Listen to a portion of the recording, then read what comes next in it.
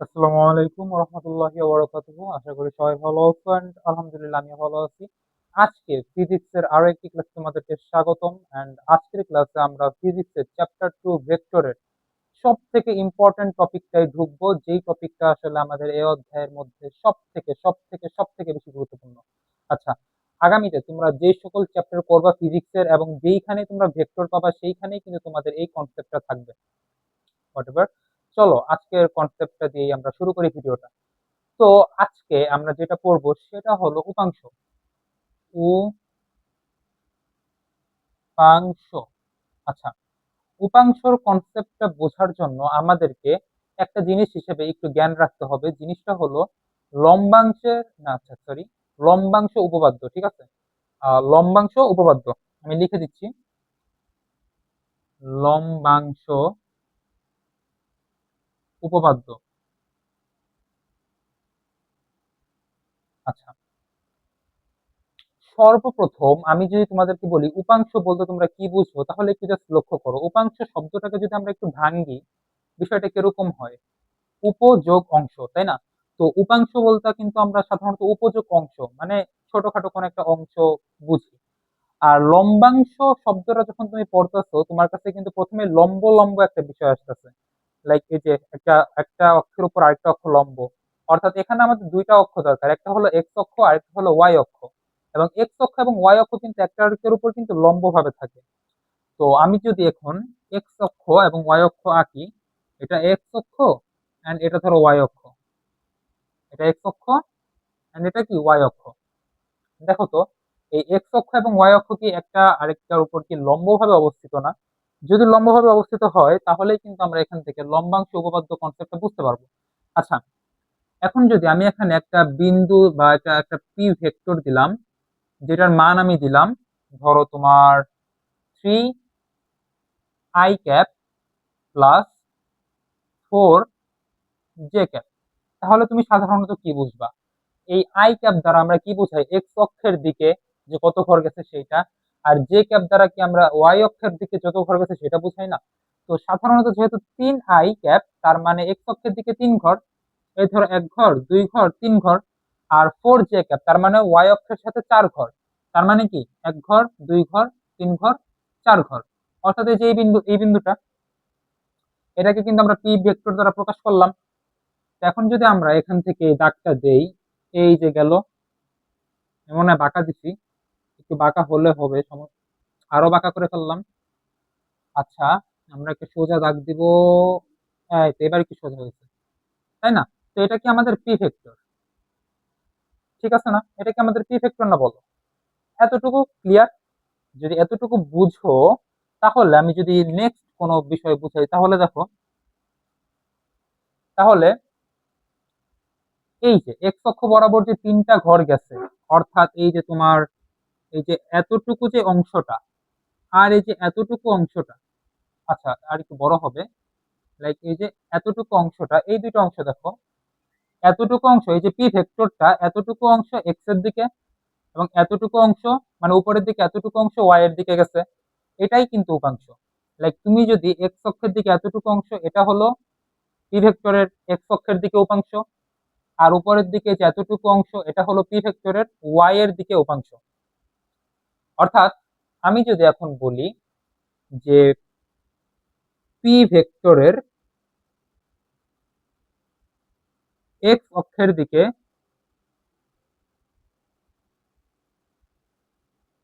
উপাংশ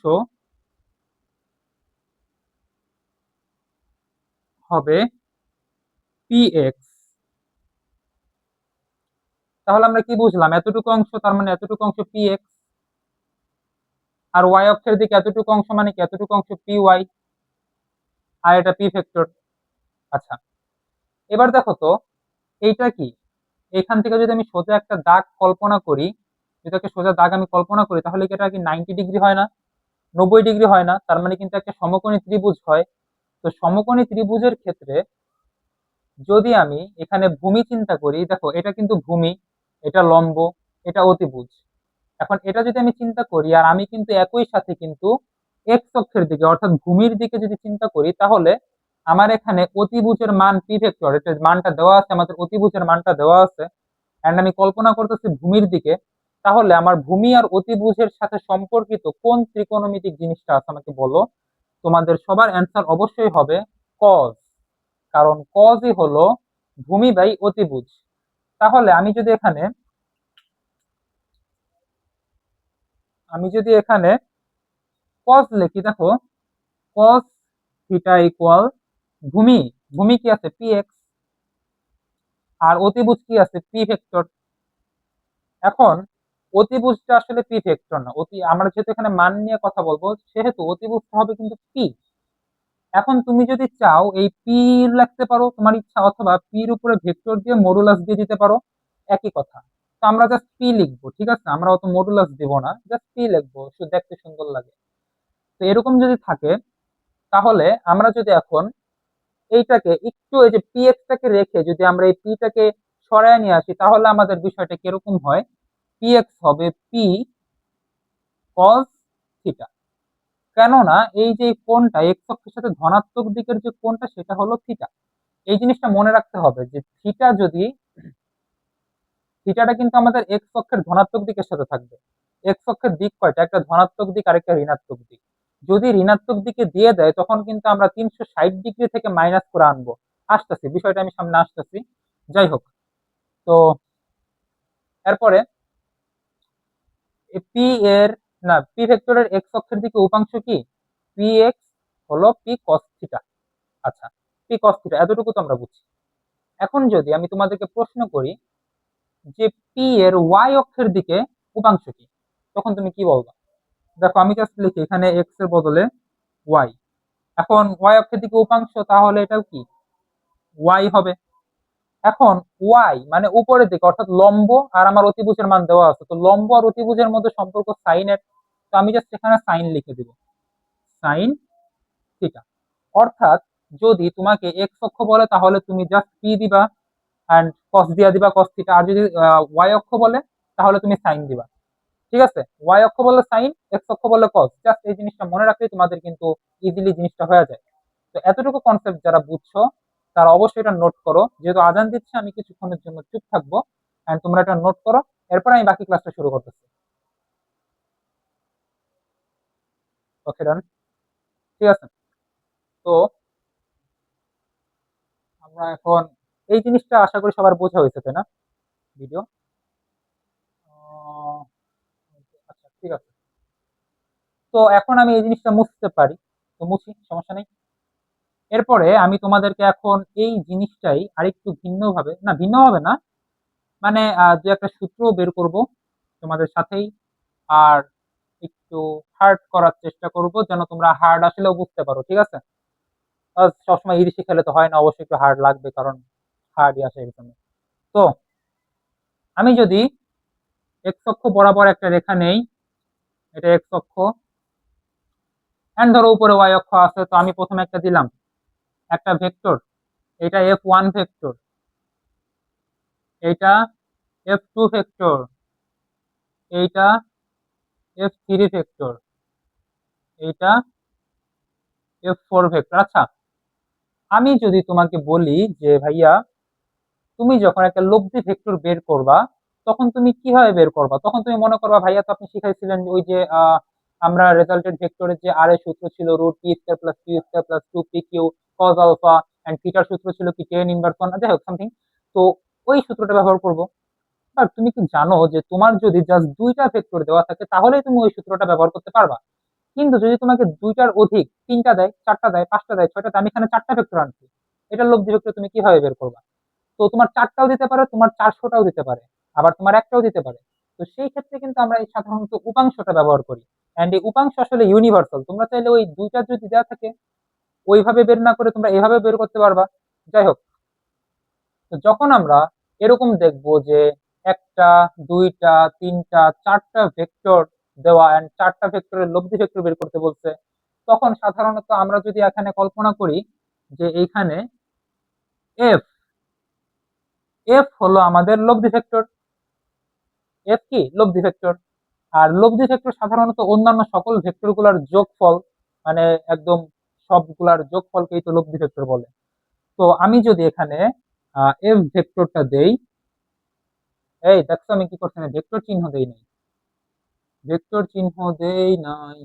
আচ্ছা, আমি যদি এখানে F vector equal F one vector plus F two vector plus F three vector plus F four vector দেই, তাহলে কোনো সমস্যা আছে? না, সমস্যা নাই। আচ্ছা, এরপরে আমি এখন আসি কোণের হিসাবে। কোণ, এই যে এফ ওয়ান ভেক্টর এক্স অক্ষের সাথে যে কোণটা হবে এটা হবে আলফা, তারপরে এফ টু ভেক্টরের এক্স এর সাথে যে কোণটা হবে এটা হবে আলফা টু, এটা আলফা ওয়ান এটা আলফা টু। এখন দেখো, জাস্ট এতটুকু না, এই পুরাটা নিতে হবে। আবার যদি জাস্ট তুমি এতটুকু নাও, এফ থ্রি ভেক্টরের জন্য হবে না, এইখান থেকে একদম শেষ পর্যন্ত আসতে হবে। তো এই যে পুরা কোণটা এটা কি আলফা থ্রি, এফ থ্রি ভেক্টরের সাথে আলফা থ্রি ভেক্টর, অ্যান্ড এই যে এফ ফোর ভেক্টরের সাথে কি আলফা ফোর ভেক্টর। এখন তুমি বলতে পারো ভাইয়া থিটা কই, আমরা না থিটা শিখলাম। দেখো, থিটা হলো লব্ধি ভেক্টরের সাথে আমরা কল্পনা করব। তো লব্ধি ভেক্টরের থেকে একদম এক্স অক্ষ বরাবর যে কোণটা, লাইক যদি তুমি আমার এইটা ধরো, এইটা হবে হলো কি থিটা। বুঝতে পারছি?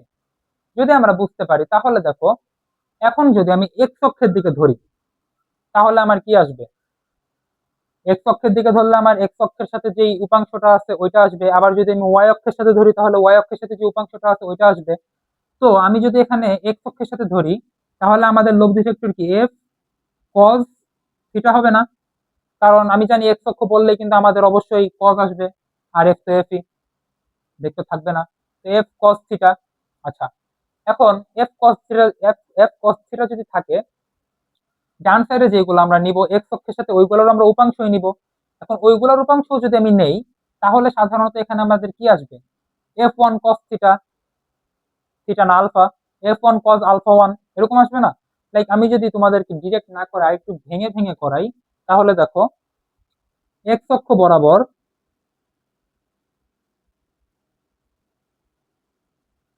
এক্স অক্ষ বরাবর উপাংশ। আচ্ছা, এক্স অক্ষ বরাবর উপাংশ, প্রথমে আমরা লব্ধি ভেক্টরের উপাংশটা বের করি।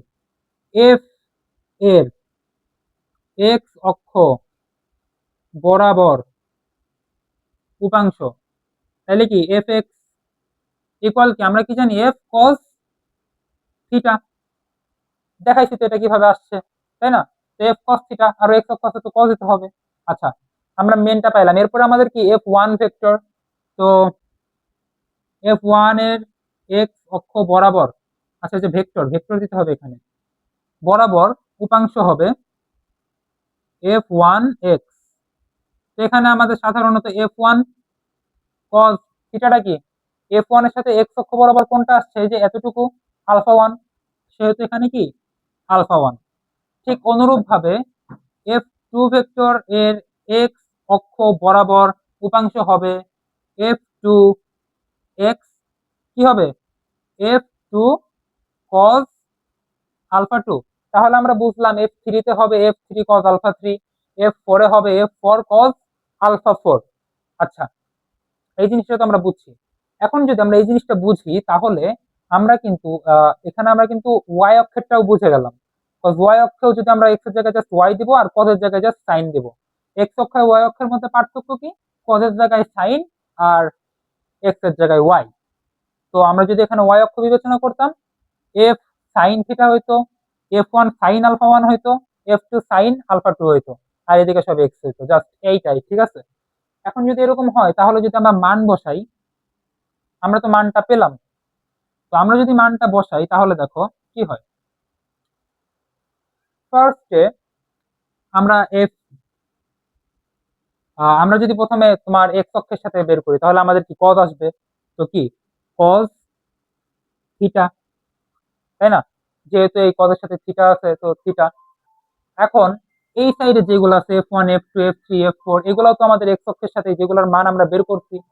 তো মান যদি বের করি, এফ ওয়ান এর মান আমরা কি বের করছিলাম বলো তো ভাইয়া? এফ ওয়ান এর মান আমরা কি বের করছিলাম? F one cos alpha one, right? তো আমরা এখানে লিখবো কি F one cos alpha one plus F two আমরা কি পাইছি F two cos alpha two. এরপরে আমরা এফ থ্রি কি পাইছি কজ আলফা 3 প্লাস F4 এও আমরা পাইছিলাম F4 কজ আলফা 4। আচ্ছা, এবার আমি যদি তোমাদেরকে বলি যে তোমাদের যখন কোশ্চেন হবে তখন তোমাদেরকে এফ এর মান দেওয়া থাকবে, মানে F1 এর মান, F2 এর মান, F3 এর মান, F4 এর মান দেওয়া থাকবে, এবং এই যে আলফা গুলোর মান দেখতেছো এগুলোও কিন্তু তোমাদের দেওয়া থাকবে। লাইক এরকম থাকতে পারে, এটা মনে করো 5 নিউটন, এটা মনে করো 10 নিউটন, এটা মনে করো 15 নিউটন, এটা মনে করো 20 নিউটন। আর এই আলফার মান দেওয়া থাকবে মনে করো 30 ডিগ্রি, এটা মনে করো 40 ডিগ্রি, এটা মনে করো 60 ডিগ্রি, মানে কথার কথা বলতেছে আর কি, ঠিক আছে? তো এরকম দেওয়া থাকবে। তো মানটা আমি এখন তোমাদেরকে দেখাবো না, মান দিয়ে তোমাদেরকে আমি এইচডব্লিউ দেবো, আর তোমাদেরকে আমি জাস্ট চলক দিয়ে দেখা দেবো, ঠিক আছে? মান দিয়ে তোমরা এইচডব্লিউ করবা, কজ যতটা তুমি নিজে করবা ততটা বেশি কিন্তু তোমার ইমপ্রুভমেন্ট বেশি হবে, ঠিক আছে? তো দেখো, এইটা যখন তুমি দেখবা ক্যালকুলেটরে জাস্ট বসাবা যে F1 এর মান তোমার মনে করো 5 নিউটন ছিল, তুমি দিলা 5, কজের জায়গায় কজ বসাইলা, আলফা 1 এর মান মনে করো 30 ডিগ্রি, তো 30 ডিগ্রি বসাইলা, এরকম করে এইটা প্লাস এইটা প্লাস এইটা প্লাস এইটা পুরাটা বসাইলা, বসায় তোমার একটা মান আসবে না? আসবে কিনা বলো?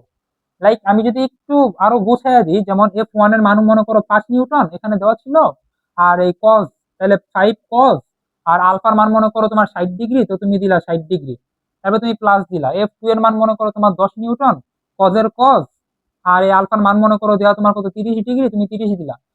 এখন এইটা যদি তুমি যোগ করো তাহলে কি তোমার একটা মান আসবে না ক্যালকুলেটরে? তো মান যদি আসে, সেই মানটা তুমি পুরাটা একবারে বসাইলা ক্যালকুলেটরে, পুরাটা তুমি ক্যালকুলেটরে বসাইলা, বসায় মনে করো তোমার মান আসলো কি এক্স। মান যে কোনো মান আসতে পারে, আমি জাস্ট ধইরা নিলাম এক্স আসলো, ঠিক আছে? কারণ আমি তো এখানে কোনো মান দেই নাই, জাস্ট বোঝানোর খাতিরে তোমাদেরকে আমি এখানে ধরে নিলাম যে এখানে এক্স, যেহেতু মান তোমাদের আসবে।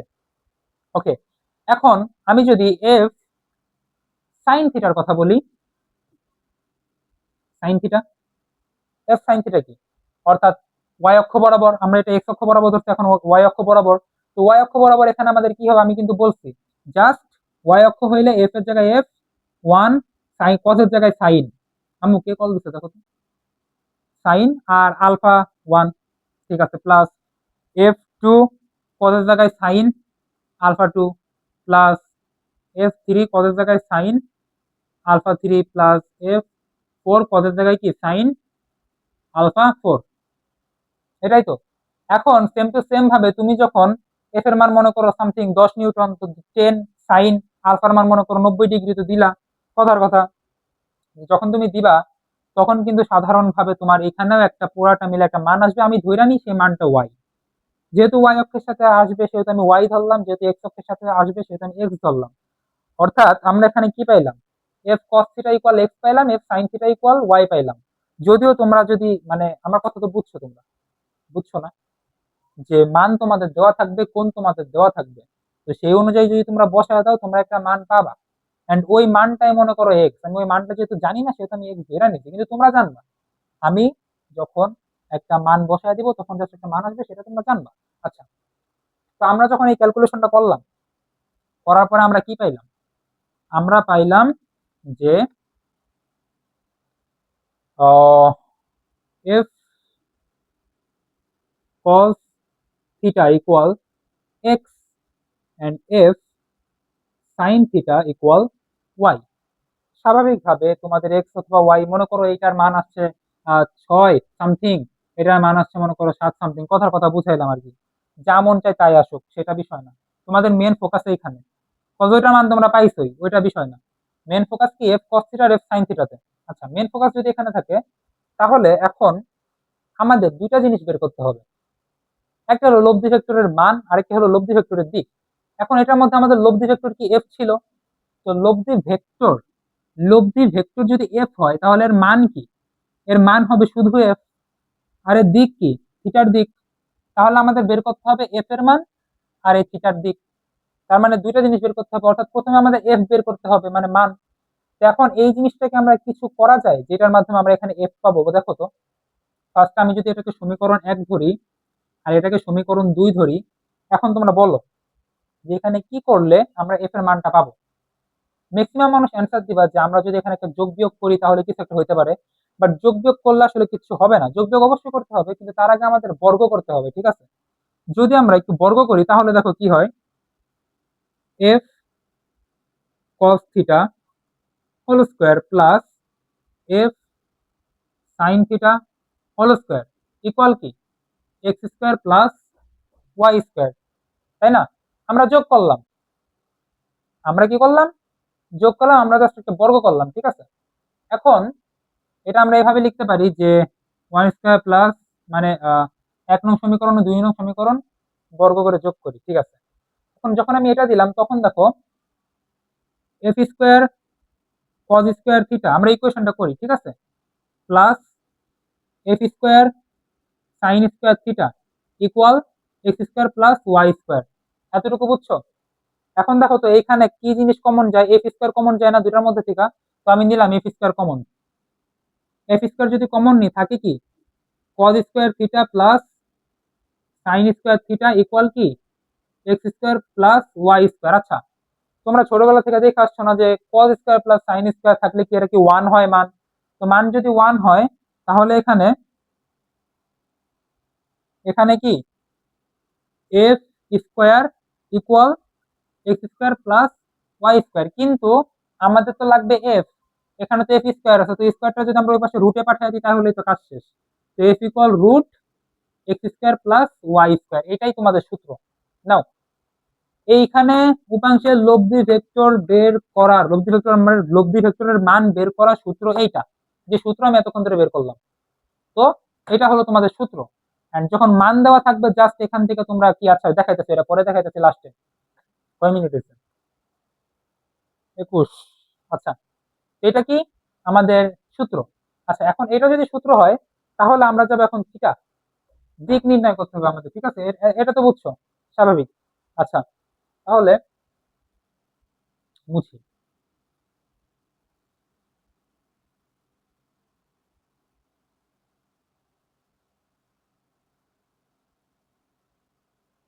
সূত্রটা রাইখা দিলাম। আচ্ছা, এরপর আমরা কোথায় যাব? থিটার মান নির্ণয় করতে যাব, তাই না? আচ্ছা, আমরা 1 নং সমীকরণে কি পাইছিলাম? এফ কস থিটা 1 নং সমীকরণ পাইছিলাম। 2 নং সমীকরণ পাইছিলাম এফ সাইন থিটা। আচ্ছা, এবার আমাকে বলো যে আমরা কি করলে, আমরা কি করলে, আচ্ছা আমি তো এই যে আমার ইকুয়াল দিই নাই, তো ইকুয়াল পাইছিলাম, এটা পাইছিলাম এক্স, এটা পাইছিলাম কি ওয়াই। এটা 1 নং সমীকরণ, এটা 2 নং সমীকরণ। এখন কি করলে আমরা জাস্ট থিটার মানটা বের করতে পারবো? তখন তো আমরা জাস্ট কিছু একটা করে আমরা এফ এর মান বের করলাম, এখন আমরা এখানে কি করলে থিটার মান বের করতে পারবো? তোমরা যদি একটু লক্ষ্য করো, আমি যদি 2 নংকে না 1 নংকে 2 নং দ্বারা ভাগ করি তাহলে কিন্তু আমাদের এফ এফ কাটা চলে যায়। তো আমি যেই ভাগ দিই 2 ভাগ 1, তো এখানে কি হয় এফ সাইন থিটা ভাগ এফ কস থিটা ইকুয়াল কি ওয়াই বাই এক্স। অর্থাৎ আমরা 2 নংকে 1 নং দ্বারা কি ভাগ করতেছি, ঠিক আছে? তো ভাগ করলে এখানে আমাদের এফ এফ কাটা, তাই না? তারপর sine theta by cos theta মানে কি tan theta, tan theta, sine by cos কি টেন না, তো টেন থিটা ইকুয়াল কি ওয়াই বাই এক্স। আচ্ছা, টেন থিটা ইকুয়াল যদি ওয়াই বাই এক্স হয় তাহলে theta equal tan inverse one, আর এদিকে কি ওয়াই বাই এক্স। এটা হলো তোমাদের দিক নির্ণয়ের জন্য থিটা এর সূত্র, আর এটা তোমাদের মান নির্ণয়ের জন্য এফ এর সূত্র। এতটুকু কনসেপ্ট যারা বুঝছো তারা অবশ্যই ব্রিলিয়ান্ট। এবার আমি তোমাদেরকে জাস্ট ছোট্ট একটা মান দিয়ে দিব, ওই মানটা দিয়ে তোমরা ট্রাই করবা যে তোমরা পারো কিনা, ঠিক আছে? তো আচ্ছা, মান আমি দিয়া দিই, হ্যাঁ। আমি নতুন করে একটা উদ্দীপক এখানে আঁকবো, এন্ড ওইটা তোমাদের এইচ ডাব্লিউ, ওইটা তোমাদের এইচ ডাব্লিউ। তোমরা কমেন্ট বক্সে ওইটা করবা, করার পরে অ্যান্সার কত হয় আমাকে জানাবা, ঠিক আছে?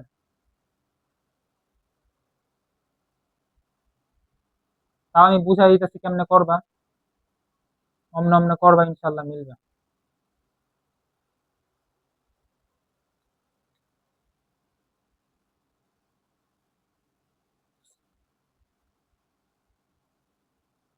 আচ্ছা, আমি খাতা থেকে দেখি।